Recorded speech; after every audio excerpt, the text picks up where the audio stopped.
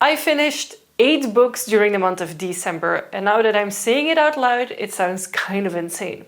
So let's talk about each of them. So hi my fellow fantasy book lovers, and welcome back to my channel, or if you're new here, hi and welcome. My name is Kathy and I'm a fantasy book lover from Belgium. For today's video, I'm gonna talk about all of the books that I finished during the month of December. Now in December, I actually took a 2-week work break where I wasn't working for my own company. I was barely working for the part-time job that I do, and I really tried to get in a bunch of reading. So most of these books I finished in the last 2 weeks of December and not in the first half. So let's get into the list because 8 books is a lot to get through. The first one that I read was right after Empire of the Dawn by J. Kristoff, the only book that I finished in November, and it was epic. So I knew whatever I was reading afterwards had to be something completely different, because otherwise I would just be comparing it to J. Kristoff. And the next book that I read ended up being A Match Made in Hell by Charlotte Ingham. Now at the start of the book we have this girl who dies and who comes into somewhere where there's demons. She is then led to a certain area where they're introduced to the devil himself, and he tells them that they're like kind of in this in-between zone and that they can stay in this in-between zone and they have to apply to a certain set of rules. Now our main character feels like she didn't deserve to die, it wasn't her moment, and the further we get along in the story, the more annoying I found our main character, and they could have done so much with the character development on this girl, but they just didn't. And this devil is like, okay, there is something you can do, there are a certain amount of trials, each related to a certain sin, and if she succeeds those, then she can go back to her life, more or less. But things happen along the way, of course. This has the trials that felt a bit lackluster. I did really enjoy the world building that they had going on of this like in-between realm. I did enjoy the fact that the demons were cruel and not just seducing the humans like some other books. The romance line was very predictable. It was okay. It wasn't the best thing ever. It wasn't the worst thing ever. But I just felt they could have done so much more with the development and the struggles and the traumas of this main character. And I didn't really feel like I connected to her. I felt everything stayed a little bit surface level too much for me. So it just felt meh.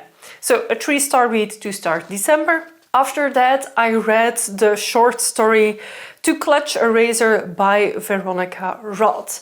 Now this follows on the first story, of which I cannot remember the name right now, but in this world building we have our world and then we have a magical world alongside of it, but humans don't really know about this magical world.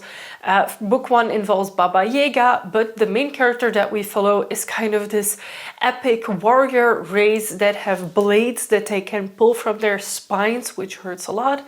And something happens in book 1 that he ends up losing his blade to Baba Yaga, and in book 2 he's trying to do everything he can to recover and redeem his blade, but a lot of things happen. This is a very short story, and personally for me, because it's based on myths that I don't really know a lot about as a base, I struggled a little bit to understand what was going on without actually having to Google the creatures and what they are. So having a little bit of an index in this book would have been nice, to just know what the hell we're talking about. Because if you tell me what is a harpy, I know what a harpy is, but some of the names of the creatures in these books, I was just like confused as to what they were, and there were no explanations. So that's the only like downwards point to this book. It also felt a continuation of book 1, but I didn't really feel like it was needed. I liked book 1. Book 2 was just okay, so that's also why I gave it 3 stars. Up next we have Princess of Blood by Sarah Hawley. This is a book that is the second book in the Shards of Magic series. And in the Shards of Magic series, we have the human world that is kind of connected through a bog to the Fae realm. It's very difficult to get through this bog to the Fae realm, and in book 1 there is like a sort of chosen ceremony where certain humans are taken to the Fae realm. Our main character that we follow isn't actually taken, but she follows the group of those who have been chosen and actually infiltrates the Fae realm. From there on, a lot of court intrigues and trials start, and I absolutely loved book 1. I loved the setup. A major climax happens at the end of book 1, and in book 2 we start where we left off and we continue on that court-like building thing that is going on. The end of book 2 was a huge cliffhanger, was something I did not see coming, and I'm not entirely sure if I like the direction that the book has taken towards the end, but we'll see in book 3 how it continues. For now, I give it a 4 stars because I'm really excited. It is a breath of fresh air through all of the Fae books that I've read recently, where it's just like insta-love and everything turns out perfect. No, this is darker, this is deeper. So I'm really looking forward to how Sarah Hawley continues this. And you do have to know that Sarah Hawley is the same author who wrote the Glimmer Falls Romantasy series. So to see that this author has both the capabilities of writing fluffy romantasy and also writing this, I'm just really impressed by her. And then I fell into the rabbit hole of the Half Moon Hollow series by Molly Harper. Half Moon Hollow series is a very long book series by Molly Harper, and Molly Harper is an author who has read a lot of books on vampires. And Half Moon Hollow is a romantasy book series with vampires in it, of course. And every book follows a different set of characters, but the village of Half Moon Hollow is what connects them. And the characters from book 1 come back as side characters in book 2, etc. So it really builds up the stories in this world that they made in book 1. And the reason why I read so many of these books is because book 1 is actually the first book in a romantasy book club that I'm part of with some friends, and it is The Care and Feeding of Stray Vampires. Now, in this book, we follow a human girl who is like a daytime caretaker or concierge, or like employed to a set of vampires in her community. So during the day she does their groceries, she runs errands, she takes care of paperwork if it needs to be done, and she delivers everything during the day into the houses of these vampires, so that at night they can just live their lives without the worries and hassles of having to do these things themselves. And that's how she makes a living. Now, at the start of the book, she actually goes to a new client to do his first delivery, and something happens there that like escalates everything, and I found it hilarious how it's like this very ancient like vampire with then this human girl and her young sister. Like, it was hilarious, it was fun, it had all of the elements that I really love in a fantasy romantasy book. So it's like, it wasn't over the top difficult, it didn't have too much world building, it's just our world, so it's more like an urban fantasy romantasy book than an epic fantasy romantasy. It had some smutty moments, but not over the top like some books, Court of the Vampire Queen. So yeah, I really enjoyed the first book. The first book I think was about 250 pages. And then I saw, because I actually have them on my e-reader, and I saw that my partner actually gave me the entire series. So I immediately read book 2 after finishing book 1. Book 2 is Driving Mr. Dead. So we follow a girl who's being employed by the girl from book 1. So the girl from book 1 has a business where she takes care of these vampires.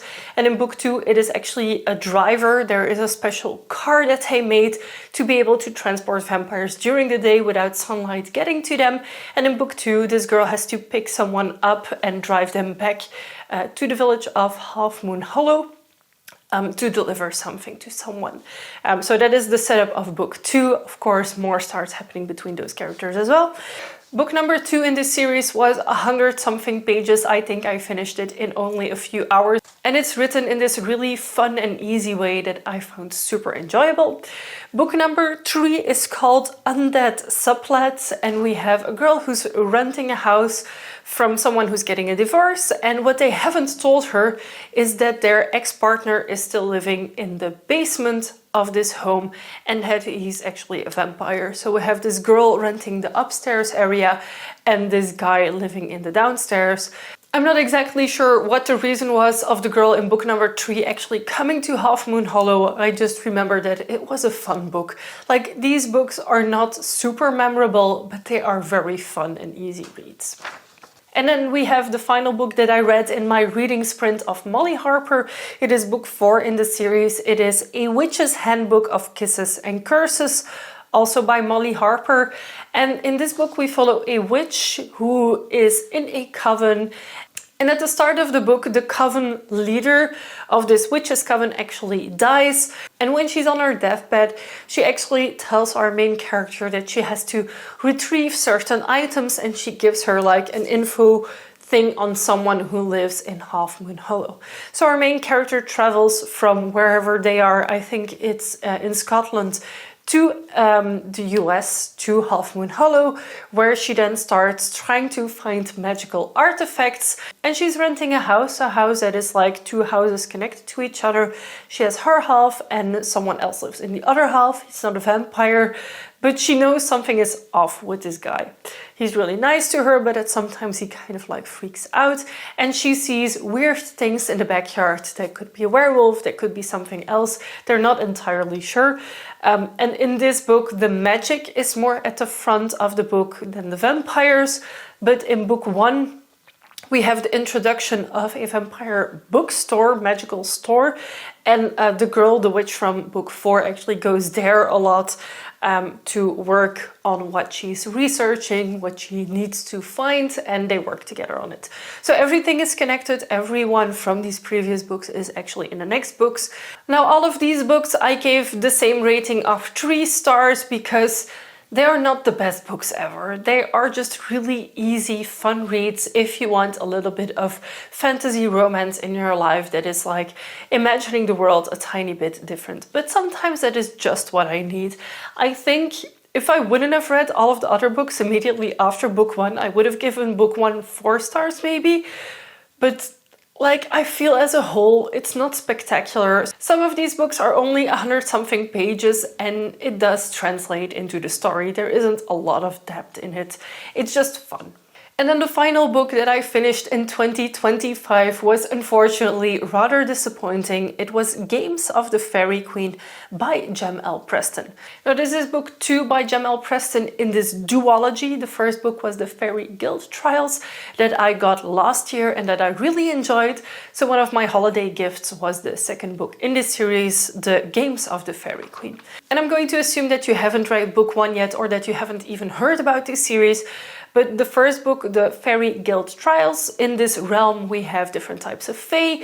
And when this ruler over the fairy realms dies, there is no clear inheritor of the throne, and that means that a trial is set into play where every fae can participate in order to win these trials and to win the inheritance of the crown. And that is what our main character does. She is this badass dark fae with magical abilities. She is like a little bit of grumpy as well. And then of course the opposite of that is the other main character that she encounters during these trials, and he's like this very bright character, this eternally positive character, always trying to aim to please her and to help her, etc. Now, of course, at the end of book 1, something happens, and book 2 muddles on Undead. And I personally felt really disappointed by the second book because a lot happens and nothing happens at the same time, and the conclusion to the book was just disappointing and meh. As much as I loved book 1 is as much as I would not recommend book 2. And it's really a shame because there could have been so much done with this series. It just felt like The author never expected the success of book 1 and didn't actually know where she wanted to go with book 2. The vibes felt completely off. At some point it felt like it was not even written by the same person, which is a really big shame. And it's just really disappointing because in book 1 I really fell in love with the main character, with her sidekick and with everything in it. And in book 2 I was just very annoyed and I almost DNF'd it. So yeah, not the best way to end 2025. But fortunately at the end of December I also started reading a next book that I haven't finished yet. It is Brigands and Bread Knives by Travis Baldree and I'm having so much fun reading it. So the full review on that book will be for February. So these were the 8 books that I finished during the month of December. I had a lot more reading time and it really translates into the amount of books that I was able to read. I unfortunately did not reach my reading goal of 50 books in 2025. However, I still managed to read 45, which is insane if you see that I wasn't even at 40 at the start of December.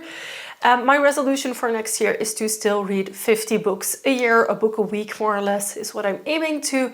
The thing is, sometimes I read chunks of books, sometimes I read thinner books, and depending on how tired I am and how well it's written, sometimes I can finish a book the same day that I started, and sometimes it takes me a month to read a book, and it is completely normal. But I know that if I hadn't set the goal of 50 books, I maybe would have stopped at 30. And the thing is that I want to read, I want to absorb the knowledge of the books and the stories, and for me it's really escapism. Other people might watch a lot of television, might be playing video games, and for me the main thing that I love to do is crafting. I make chainmail jewelry and other things, and I love reading because reading for me is like the ultimate thing. I can see the scenes that I'm reading, and for me reading is just, it's so much fun. Feel free to let me know in the comments down below which books did you read during December. Is there anything that was really enjoyable that you want to share with me, because I would love to know. Give this video a big thumbs up if you liked it, and if you haven't already and you'd like to be, feel free to subscribe to my channel. I aim to make weekly videos and I would love to have you for every single one of them. Thank you so much for watching and happy reading. Bye!